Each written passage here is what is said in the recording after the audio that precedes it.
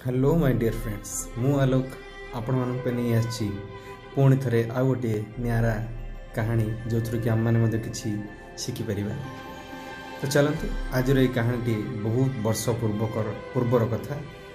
तो ये कौन है गोटे बड़ राज्यटे अच्छी एवं से जड़े सुदक्ष रजा अच्छा सेठिकार प्रजा माने अति शांति निज निज कर्मबल जीवन यापन कर किंतु एतक मध्य कौन है ना बाहर गोटे राज्य से देश को से राज्य को सेठा को आसी बट सेठी कौन प्रकार काम मिलनी जहाँफल कि कौन प्रकार खाଇବା रही सुविधा पाइनी। तेणुक से महाराज आगे जाकि अनुरोध करिछि महाराज मते किछि काम दिंतु जेहेतु मते ये कौन प्रकार काम मिलूनी मोर ये रहा खाଇବା कौन प्रकार बंदोबस्त हो।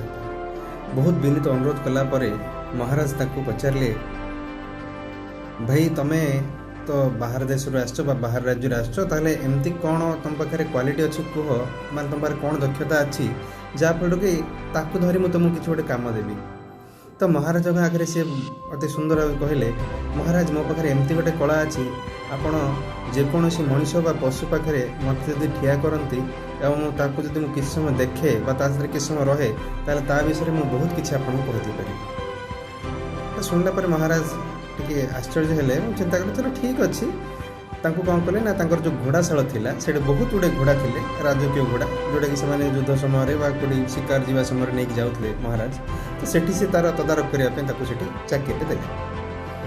तो ये दिन भितर से रही कम कले और जीविका अर्जन कले। तो महाराज दिने पहुँचले और पचारे तुम तो बहुत दिन ये रही ये तो पशु मान सहित घोड़ा सहित रोच ताले यही जो घोड़ा मान भितर समस्त मोर राजकीय घोड़ा तो समस्ते भल घोड़ा तो से कहले हाँ महाराज समस्त भल घोड़ा किंतु आपड़ जो घोड़ा बेसी पसंद कर घोड़ाटी राजकीय घोड़ा नुहे कारण तार जो माने जो आचरण रहा दरकार रहा कथा गोटे घोड़ार पाखे ना कौन है ना यही घोड़ाटी सब मु भावुची ये घोड़ाटी राजकीय घोड़ा ना कौन पे ना ये सब खाइला समय मुहटी पोतिकी खाऊँ जोटा कि खाଇବା नेला पर से मुँह उठे खाया कथा कि ये सब मुंड पोतिकी खाऊँ। यह शुणला पर महाराज कौन कले ना जाठू ये घोड़ाटा किणी डकैले और सहित कथबार्ता कले जे एक्चुअली कथा कौन है घोड़ाटा एमती कहीं। तो सी से कहते एक्चुअली कथा हूँ ना यही घोड़ाटी एक्चुअली राजकीय घोड़ारू जन्मग्रहण कर आर माँ मरी जाता ये जन्म है पर तेणुक आर लालन पालनटा गोटे गाईर क्षीर पी चीरर क्षीर पी ये बंची और से संगत ये बढ़ी तो से ये शिखी मुंड पोती खाइबाटा। तो तेणुक आर ये आचरण अच्छे। तो महाराज खुशी हेले एवं सी जानिले जे ये रहिला पर एभली सब जिनस जानी पारला। तेणुक महाराज कौन कले उपहार स्वरूप धान गहम चाउल किसी पशु मैंने मेढ़ा गाई एमती किसी गुड़ा जिनस से बाबू जन को दान करे जहाँ चाकरी रखी कर्म नियोजित करते से चिंता कले आपको ये रखिए महाराणी सेवार लगे। तो महाराणी सेवार से लगे महाराणी सेवार किसी दिन लगेला से सहित साक्षात कले और पचारे केमती कौन महाराणी भल ना ना ना एमती किसी पचारा महाराणी निहाती भल किंतु सी राज परिवार को नुहंती।